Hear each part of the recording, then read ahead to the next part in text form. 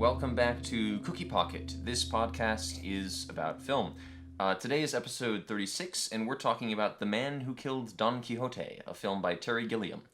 Now, this movie has a very complicated production history and an equally complicated plot, but to put it as simply as possible, the movie is about Toby, who is an advertising director played by Adam Driver.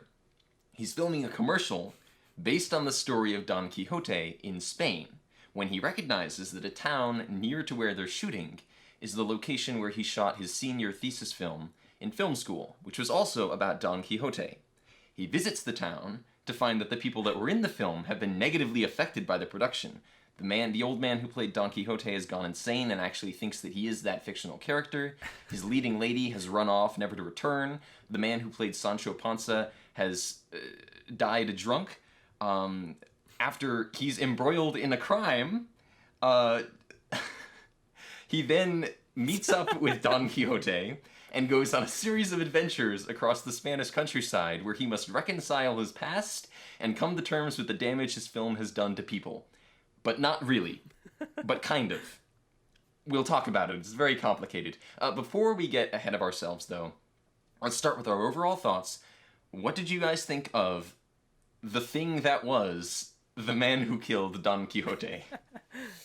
I think that this film did damage people's. I really wanted to like it, and at the start I did. I as I'm sure most of our listeners already know, I'm a huge Adam Driver devotee. I think he's perhaps one of, if not the most interesting actor in Hollywood. And so I was very excited about the prospect of one of Zach's films, of all the things it could have been, from Italian horror to something I'm not smart enough to understand, to be something starring Adam Driver and perceived as comedic. I was all in.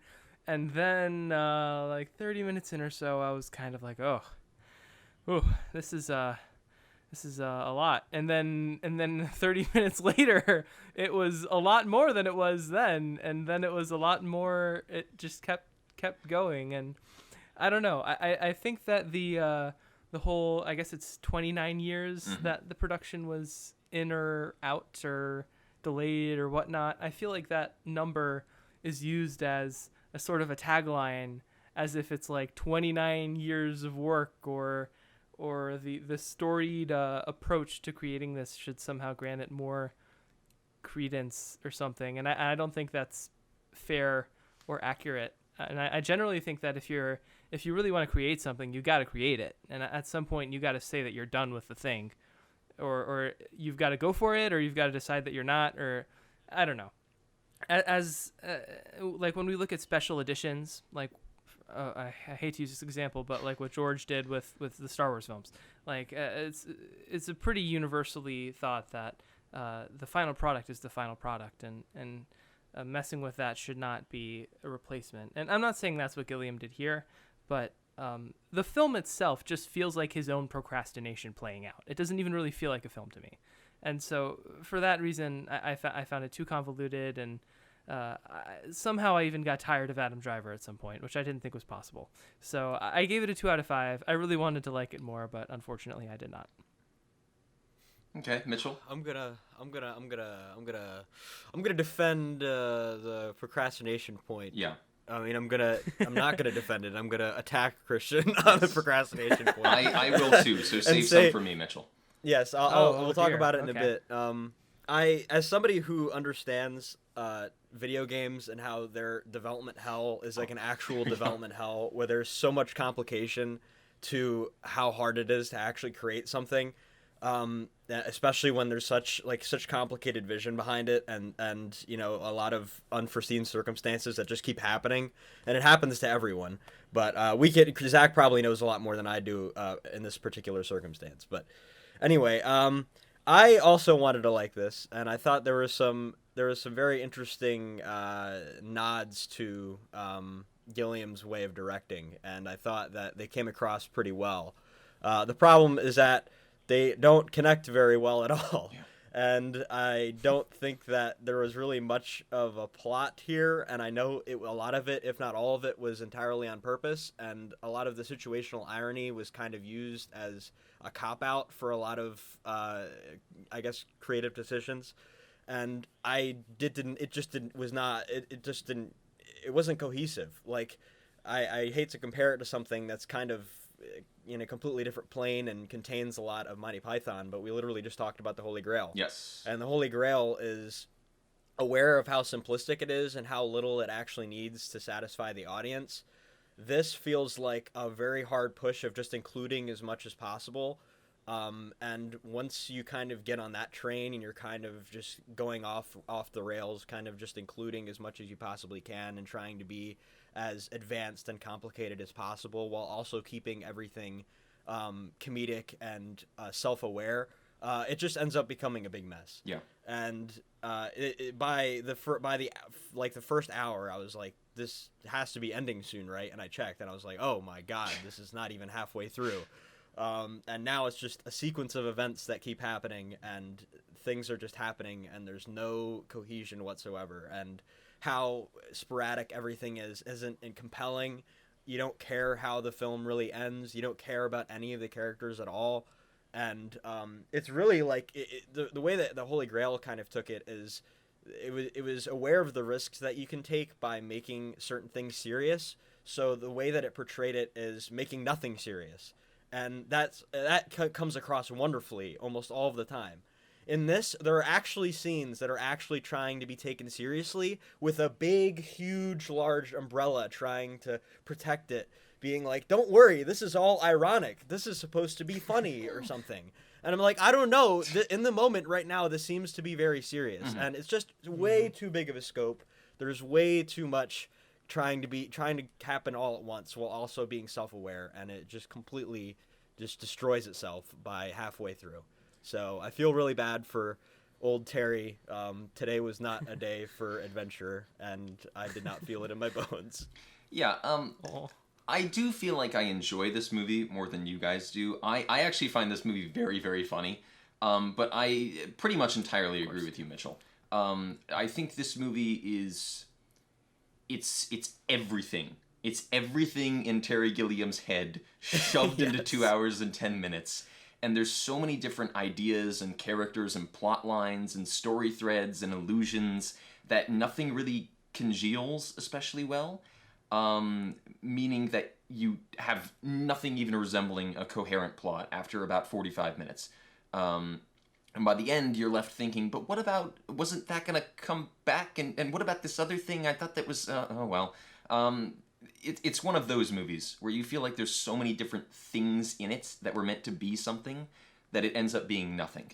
So I give it a 2 out of 5. I think it is unfortunately a poor film, but we'll talk a little bit more about why I admire it in this episode. I do want to touch on the production history, though. Christian, you commented that you felt as if the film was a result of 29 years of procrastination, almost, which I do kind of want to stop you there. Because you can say many negative things about this film, but that is flatly incorrect. Because Terry Gilliam did not spend 29 years pushing this film back in favor of other things. He initially wanted to make this movie in the late 80s, and it took him 10 years to get the money to make it. He spent that whole time going to people cap in hand, desperate for the money to make it, and unable to raise the money. Late 90s, he actually started production with Johnny Depp and Jean Rochefort as Toby and Don Quixote, respectively. But in 2000, when they actually started making the movie, like they started filming it, they had the money, the set flooded, a lot of the equipment was destroyed, they were shooting near an airport, which meant that they couldn't actually use most of the sound because there were constantly jets taking off overhead. There were endless insurance issues. Jean Rochefort's prostate cancer developed to the point that he had to go back to France to see a doctor urgently. It was just a series of disasters that ended up getting the production shut down. And then he spent the next almost 2 decades desperately trying to get it made again. At one point it was going to have Ewan McGregor in it. At another point it was going to have Robert Duvall in it. At another point it was going to have John Hurt in it. And just actors kept dying and getting sick, and money kept coming and going, and producers kept stepping in and out. It's a movie that very nearly killed Terry Gilliam. So I think it is a little unfair to chalk it up to procrastination, because he spent that whole time desperately working on it and trying to get it made. But okay, so maybe I was a little harsh, but I still think clever job throwing all these names of actors I like at me to silence me. It's very well done there. But I still think that at some point, as a creator needs to anticipate setbacks and work within the frame of what it is that they have. And I while maybe my point is not as applicable to this specifically as I thought it was, I still think it's true that you got to go and do the thing. I think what Christian's saying is that he had really high expectations, and he's trying to meet high expectations. Yeah. Sure, because you have to adjust those expectations or not. Yeah. Yeah, this doesn't look like a cheaply made movie, except there's some points like the CGI thing. Those things were the ham that's hanging up. That suddenly but this doesn't. Eyes, I mean, he got Adam Driver. Like, he was going for top bill actors and everything. So his ambitions, did control some of it. But I mean, But the point is, that whole lead up was, I want to talk about those 29 years. I want to talk about the extremely prolonged production of this film, and whether or not you guys think that length of time to think about this movie had a cumulative negative or positive effect on the movie. We all don't think the movie is a very good movie, but do we think that's due to the time that was spent making it, or is it just rotten to the core? I'd say it partially harms it. I would say it does more harm than good. I don't know. It's just so hard to wholly compliment anything, because every aspect of it, there's just something wrong with it. But the age does show a little bit, not only in some of the jokes, because some of the jokes are like, that's a big risk coming out in 2018 with that. Oh, yeah. If these people aren't Spanish. Yes. But yeah, I feel like once you kind of get riled up in your own creative vision and you kind of just keep that as your center focus, I feel like it's impossible not to keep sight of what you should be going for and trying to make a good film. I just feel like he has so much he wants to say and so little medium to actually say it, and he finally got to the point where he could portray this, and it just didn't come across the way that he probably wanted to 29 years ago. Mm-hmm. So I just don't think it really came across. I mean, I feel like the actual cinematography and the acting and things like that, I feel like that probably would be about the same. But just the plot and the general direction of everything, it did feel a little bit like it was thought about too much, I guess. Mm-hmm. Yeah, I pretty much agree. I think that it was a detriment, but at the same time, I also think it's kind of rotten to the core. And I guess my biggest issue is when I say that it felt like an exercise of his procrastination, what I mean is, at least for the first half hour, when Toby's set is mired with distractions and shortcomings and delays and seemingly a lack of committal by Toby, I feel like Gilliam's like, oh, haha, this is what I went through. And it's not really humorous at all to me, and it's just another thing to bog down an already overstuffed thing. So I would call that at least somewhat a result of the delay, and so I would say it served as a detriment to the film as a whole. And Terry Gilliam's trying not to go insane the entire time until he finally gets the movie released and he goes insane. Yeah. Just like Toby. Which Terry Gilliam is insane, so, maybe there's more truth to that than we think. Yeah. I'll say I actually like that early stuff in the movie a lot. Maybe that's because I've been on sets, as I always say, but I find that stuff really funny because I find meta filmmaking and just stories set on sets, I find that stuff really funny, but I suppose I could see how that would be distracting to somebody else. I will agree with you guys that I think the 29 years have a negative effect on the movie. I massively admire Terry Gilliam for finally getting this thing made, because I think most other directors would have, in 2000, after the original production would have shut down, probably would have packed their bags and gone, all right, that's it, boys, we had a good try. But he was really dedicated to this idea, and he got it made, and I massively admire that. But when you're making a movie, typically you're thinking about it so often that you're constantly getting ideas. And you're like, oh, here's an idea. I gotta write it down. I gotta put that in the movie. Oh, here's another one. I gotta write it down. I gotta put it in that movie. And usually that happens over the course of maybe 6 months, sometimes a year if you're making a really big movie. If that happens over the course of 29 years, you're gonna have so many ideas that you want to fit into this movie that it's not gonna be able to hold the ideas. It's gonna be like a sandwich that you're trying to fit just way too much stuff into, and things are gonna fall out. This movie is the equivalent of a messy burrito that just spilled all over the countertop and somebody tried to roll it up, because there's just too much going on. I think you can see that in the final film, specifically in the script, because there's a section where they go back in time and then they don't by the next scene because it was a dream. I think that's some kind of a remnant of an old screenplay where they actually did go back in time and he met Don Quixote for real. That whole moment they meet like Muslims living in the Spanish desert, and that never comes back. The whole thing at the end with the Russian vodka millionaire who lives in a castle and everybody just exists to entertain him comes out of nowhere. Like, there's a bunch of ideas that feel like in their own screenplay they could have been these fully fleshed out, interesting things, but in this it's just things that are being thrown at the screen to see what sticks, and unfortunately very little does. Now, Mitchell, when you were doing your opening thoughts, or maybe it was a little after that, you talked about Monty Python and the Holy Grail. I did. Now, this was pretty much accidental, but a couple episodes ago, if you haven't seen that episode already, we watched and talked about Monty Python and the Holy Grail, which is one of the very first things that Terry Gilliam ever directed. And this is the most recent thing that Terry Gilliam has directed. So we've kind of seen the before and after of the full life cycle of a Terry Gilliam.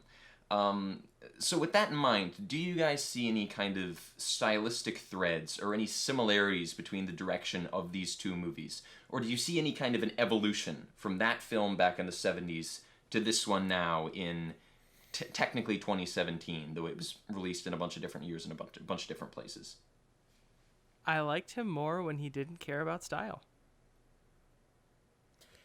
I liked him more when he didn't know what he was doing. Yeah. When he didn't have any very little creative vision, because the Holy Grail was a Monty Python creation. It was a Monty Python film, yes. Right? And it was designed around that.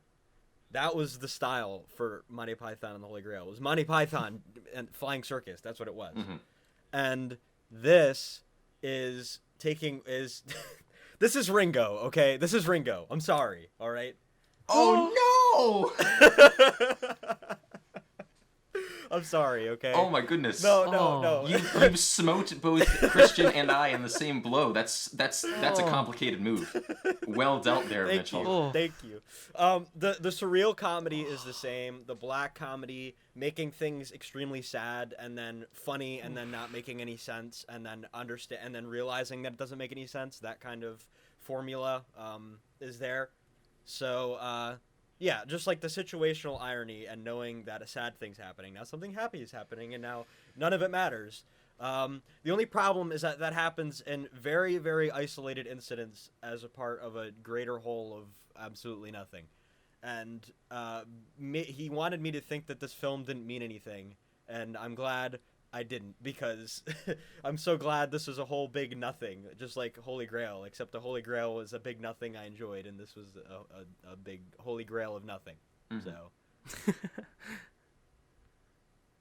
Well, I guess you gave your thoughts, Christian. Your very succinct thoughts. So, Christian, I am not going to agree with you that I liked him better when he had no style. But I will say that Terry Gilliam...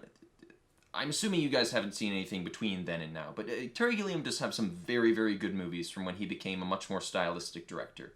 The Fisher King, Brazil. I was talking about Tideland to you, Mitchell, before we recorded this. Like, he has some good movies that have his style on them after Monty Python and the Holy Grail.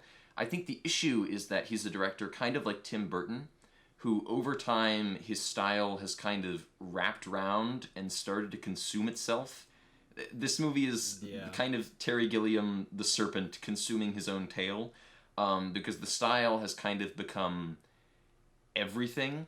and suffocates the story and the ideas in a lot of ways, I think, because there's such a need for just constant bizarre and odd things to happen, which in places feel Python-esque. I feel like the three giants at the end feels like a deliberate reference to the three-headed giant in Monty Python and the Holy Grail to me, because there's no reason for there to be three of them.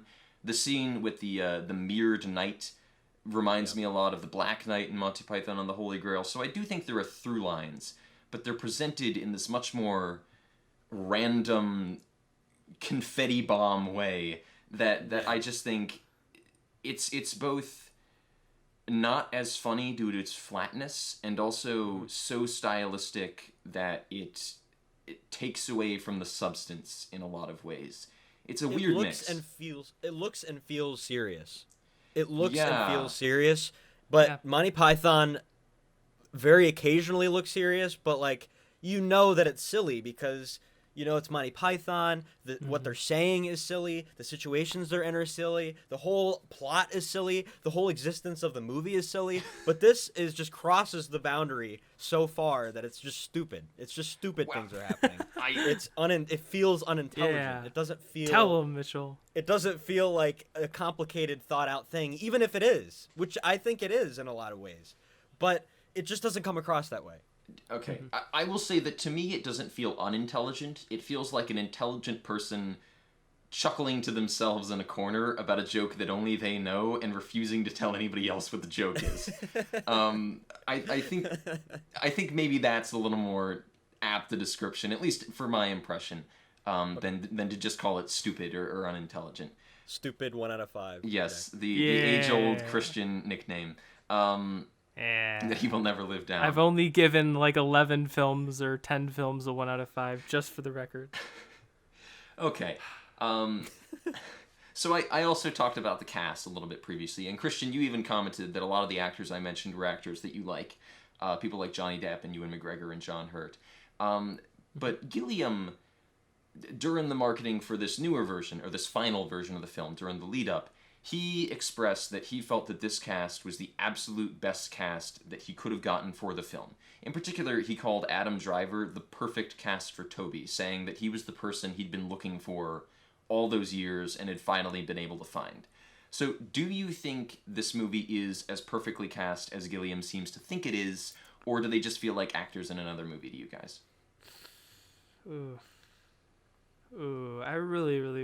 I really want to agree with him, but I just don't. At the same time, I can't imagine any of those other names doing better than Adam Driver. So maybe Adam Driver is the best possible choice, even if he's not amazing. I don't know. This is coming from someone that adores Kylo Ren and Marriage Story and every Baumbach appearance and just saw Patterson and was blown away. But I didn't think Adam Driver was bad, but I got tired with him. Like when he's stumbling around asking like what the heck is going on, I'm kind of like, yeah, me too. And then it just felt like this big inside joke was being played not just on his character but also on the audience member. And I don't think any performer could have really superseded that. So I guess I would say the cast was good, and maybe they were the ideal cast, but I think the film is flawed from the outset that even the ideal cast might not be recognizably ideal in the finished product. Okay. Mitchell? This is probably the best part for Adam Driver I've seen him in. Oh, don't do that. Okay. Don't do that. Roast number two. Don't do that. No. I like seeing him dazed and confused and being mad about everything. That was really funny. And I feel like Adam Driver has that quality, and I think he does that well. I also feel like 200 other actors do that well. And I don't feel like his character was so fleshed out. I feel like there's so many zany things happening, especially the last two acts, that honestly anybody really could have done it. But the first act definitely applied more to Adam Driver than anything. Him actually being the on-set director and then suddenly being sucked into this, that whole transition is definitely Adam Driver-esque, and I feel like he was cast good for that part. Yeah.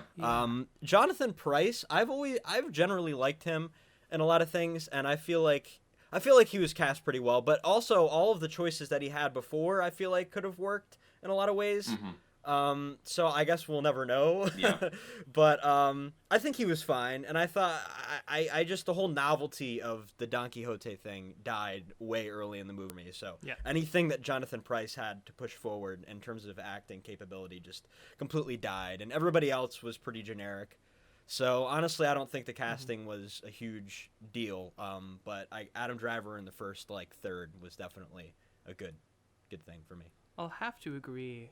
I think my favorite segment of Adam Driver is the beginning, but my favorite scene is the very end, when he sort of becomes Don Quixote. Yeah, I guess. he's good at for that. For some too, reason, that really tickled me. Even though the build-up really didn't have me at all, for some reason the ending kind of won me back a little bit. When he's fighting the giants, or when he's on the ground, or both? When he's on the ground. Okay. When he's on the ground. Yeah. I do. There's something about Adam Driver riding a horse and screaming "Dulcinea" that just really does make me laugh, and that in conflict with the giants. But so I think that I will definitely agree with you that the first third and the very end is the best stuff for Adam Driver, where it feels like he's bringing more of his own kind of distinct flavor to it. In a big chunk of the middle, he basically just turns into a character that goes, What do you mean? What's happening? Shut up. He just becomes the quip robot for a lot of the film. But I do think at the beginning, he definitely brings a sort of cynical charm to it. And Adam Driver is also way better at slapstick comedy than I would have predicted. Him bumbling around the Spanish countryside and getting hit in the head with a lance. There's something very Buster Keaton or Charlie Chaplin-esque about that, which I would like to see more of that from him. Because, I mean, in a way, it's kind of a part of acting that's become very dated, but I found that really funny. He's very good at it. And I will agree with you, Mitchell. I think Jonathan Pryce works very, very well in the film. I think in particular he really has the look of Don Quixote. Yeah. Some of the shots in this film look like they were just photographed exactly based on sketches from the original novel. But I will agree with you that the previous cast I think definitely could have worked. Michael Palin, John Hurt. The only one that doesn't really strike me as a cast that could have worked is Robert Duvall. I don't know if I can really picture him as Don Quixote. I think there could have been, because maybe they would have experimented with the idea of this old man who is so definitely not Don Quixote being cast as Don Quixote and thinking as Don Quixote. Maybe something could come out of that, but he's the one that least fits for me. So I think I'll agree with you guys that in places these are the perfect casts, and I think Adam Driver really does bring something to Toby, but as with any actor cast in a role, they kind of make it their own. So I'm sure a Johnny Depp Toby would have been a very different performance that still would have worked on some level. A Ewan McGregor Toby would have been a very different performance that certainly would have worked on some level. The actors make the movie just as much as anybody else makes the movie, so I'm sure something would have come of those previous casts, even if it wasn't this exact film. Now that covers all my specific questions, but before we move on to our other segments, any final thoughts or comments on The Man Who Killed Don Quixote? I think the meaning of life and Monty Python and the Holy Grail are flashes in the pan, and I don't think there's anything that Terry Gilliam could have done to even come close to trying to achieve something that is even reminiscent of that in terms of quality of comedy in general. But I feel like this was a good attempt, a good creative attempt, and I also agree with Zach. I admire his passion for something, and he has his own directorial style. There's nothing that is, at least at his surface, that feels like it was just thrown in there. I feel like this was everything was part of a bigger idea. Mm-hmm. Unfortunately, all of those parts are just parts, and nothing ever comes together at all, and that in and of itself is not a joke in this case. It's actually just bad, and I feel bad for him, but oh well. 2 out of 5. Yeah, kind of just agree with Mitchell here, I guess. It was disappointing. I'm left wondering. We just talked about this for almost half an hour, and I still feel like I have no idea what it is we talked about, quite honestly. So yeah, I'll stick with my 2 out of 5 sad emoji. Sorry, Terry. Yeah, the movie is undeniably a big jumbled mess, and it's undeniably a 2 out of 5. At least, I mean, for all of us, it's a 2 out of 5. But it's still a movie that I'm going to recommend because I think it's a wholly unique film. There is no other movie that's had this production history and that has been through this kind of a history. So I think, it's a piece of filmic history, and I think it deserves to be seen for that, despite the fact that it's not especially good. Especially if you consider yourself a cinephile or a student of film. If you consider yourself a filmmaker, I feel like you need to see this, because it holds some historic importance. If you're looking for a movie that is just going to entertain you, though, and make sense, you should look elsewhere. so and don't watch it on Crackle. Yes, and don't watch it on Crackle. I watched it on Hulu. Christian watched it on Crackle. I watched it on Crackle last summer. And Crackle has far too many ads, and it's just it's as bad, if not worse, than watching a movie on cable. Sponsored by Crackle. Okay. What would have been my favorite shot in the whole movie is like in the first third when he's filming. I forget her name, but she's 15 at this point. Oh, and she's Angelica? looking on the lens, and it's a black and white shot. Yeah, and she says, "I love you," except in my viewing experience, she says, "I love," and then I got 2.5 minutes of Crackle ads, and that's all I could hear you. Oh It was man, terrible. I just was uncomfortable with that whole thing anyway. So we're trailing off here, but I will say that shot annoys me because his camera doesn't have a microphone attached to it, so there would be no way that would be recorded. Okay. But that is only a thing that bugs like Bolex camera film nerds, so it wouldn't bother anybody Everything else. must be diegetic. they need that Blair Witch Project level of intelligence. Okay, moving on to the week in review. Alrighty. This is a new segment we added for season 2 where we talk about things we've watched since the last episode. What have you guys been watching? Well, I haven't been watching this so much as I had been watching it. making it. You've been watching it. I've been too. watching it. This past weekend, I put out my first music video for my original song, "A Strong Way to Put It," and it stars one of my friends, Maria, and was produced and edited by Zach. And I'm reasonably proud of it. I think it's turned out pretty well for what was truly a collaborative project, and I'm very much indebted to Zach and Maria for their contributions. And it's on the City Mist YouTube to our listeners that are interested, and thank you for your consideration. I'll second that endorsement, and I thought it was fine. I'm not going to go through all my texts of all the good things about it, so I could not say anything good about it anymore. But anyway,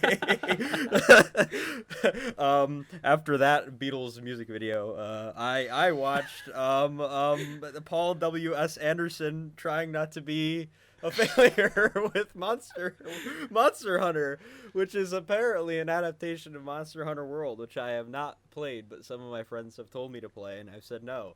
I gave it a 2 out of 5, and I don't know. It's Resident Evil, man. Like literally the first.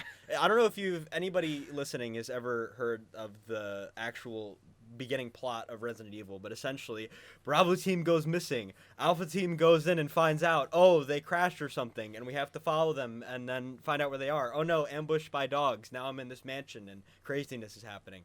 This movie starts out exactly the same, except a portal opens into the game world. So Paul W.S. Anderson thought it'd be a great idea to just not make an actual story based off of anything in the game, but just completely make up this thing where the UN suddenly has soldiers and they randomly find themselves in this storm that sends them back as they're looking for Bravo team. And now their entire team gets killed by all of these CGI monsters that don't look that bad. And all the fight sequences are very Resident Evil-esque. So if you've ever seen any of the Resident Evil movies or Alien vs. Predator, all W.S. Anderson, I don't know if there's any action scenes in Event Horizon, but I heard Event Horizon was okay. Some. Okay.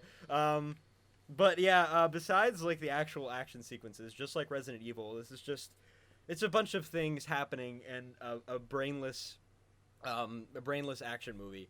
And if you like Mila Jovovich at all, then you will enjoy this because this is just her being herself again, fighting random monsters. And if you've ever actually played the game and you actually want to see the setting and the weapons and the armor, all of those things are almost exactly accurate to the game, as I've read and seen and heard. So if you're at all interested in it, it's exactly what you were probably expecting it is. So 2 out of 5. Okay. So I continue my television reviews for Week in Review with the history of swear words, which I finished just this past week. If you're not familiar with it, I don't think it got much in the way of marketing, but it's this short little season of 20-minute episodes it's an actual documentary series hosted by Nicolas Cage, and each episode focuses on the history of a specific naughty word. So you have one that focuses on damn. You have one that focuses on... I've just recognized I've tied myself to swearing on this channel. You have another episode focused around the word shit. And it goes through the history of that word, where it originally came from, how it's developed over time, and how it's used nowadays. And I'll say that it's actually very interesting. Nicolas Cage... I love Nicolas Cage as an actor. He makes a very reserved host here, though. He's surprisingly controlled. Like, he brings that Nicolas Cage flavor, but he doesn't hog all of the attention. And the people that they've interviewed are, like, a nice mix of actual, like, linguists and history professors and, like, scholars and just celebrities who are funny and have opinions on these dirty words. It's kind of insubstantial. Like, I can't picture anybody, like, sitting down and giving their full attention to this. I feel like you'd need to be doing something else at the same time.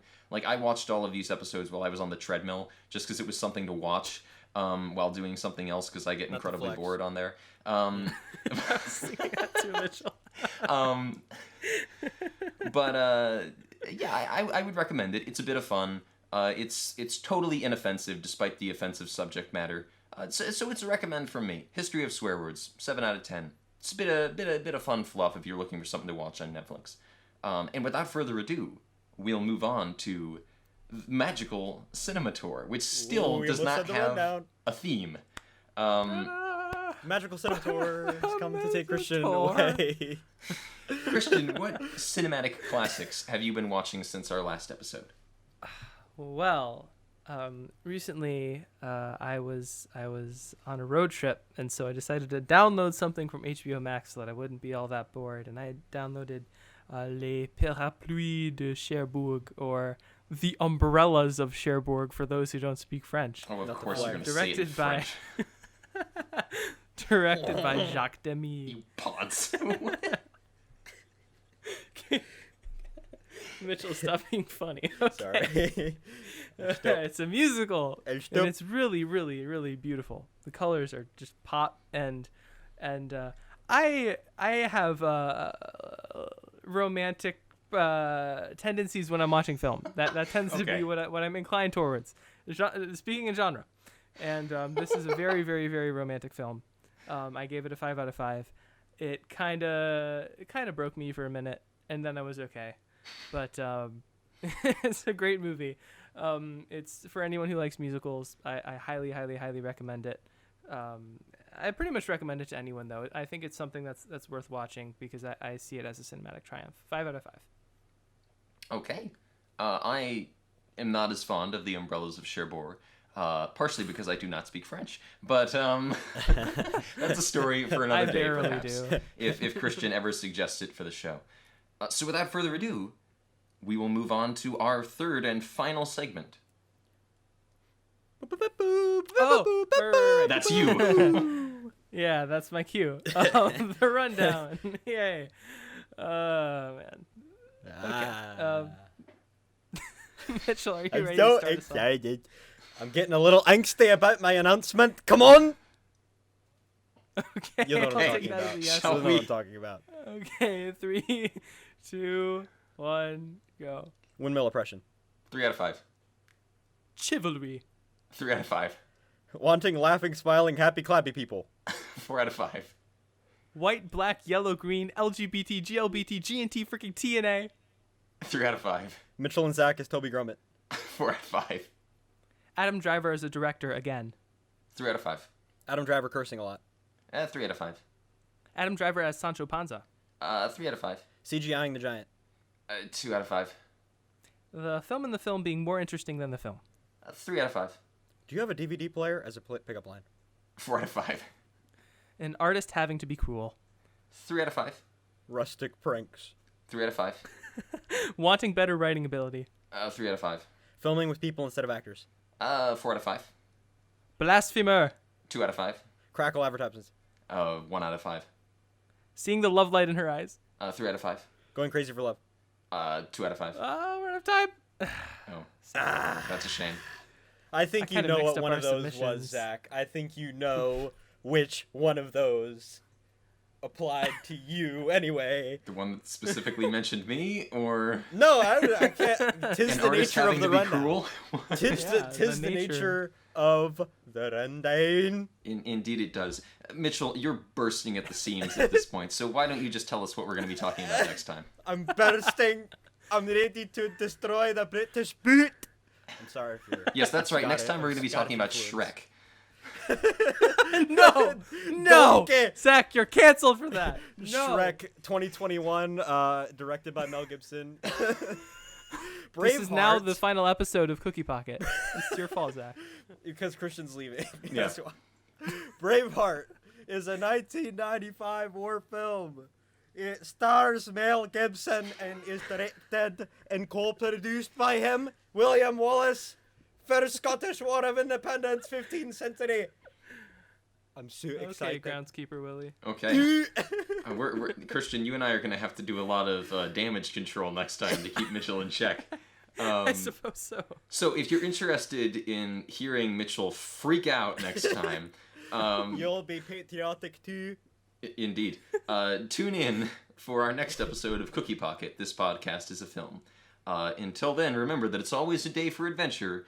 Goodbye and good night.